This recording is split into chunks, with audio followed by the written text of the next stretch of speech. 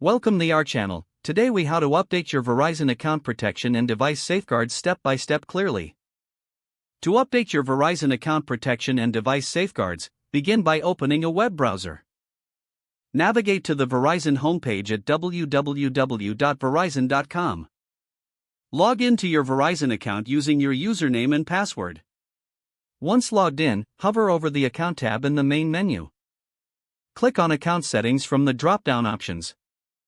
In the Account Settings menu, find and select Security. You will see various options to enhance your account security.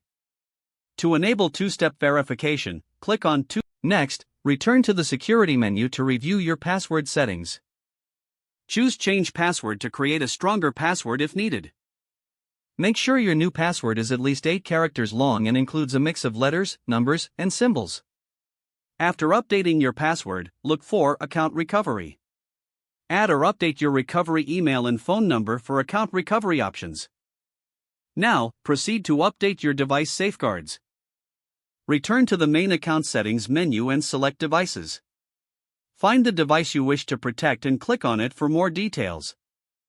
Look for the Device Protection section and explore the available options. Consider enrolling in Verizon Mobile Security for added protection against malware and threats. Follow the prompts to activate any desired device protection features. Review your account and device settings to ensure everything is updated correctly. Finally, log out of your Verizon account once you have completed all updates. If the page does not load, refresh the browser or try again in a private or incognito window.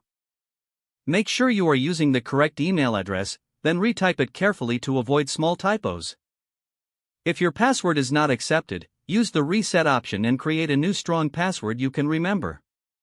Check your spam folder for verification or security emails, then complete any requested confirmation steps.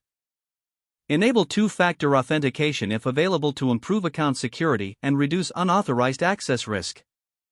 After signing in, review your profile details so your contact information and settings are accurate and current. If you see an error message, note it down and try again after restarting your device and internet connection. Log out when you finish, especially on shared devices, to keep your account and payment information secure.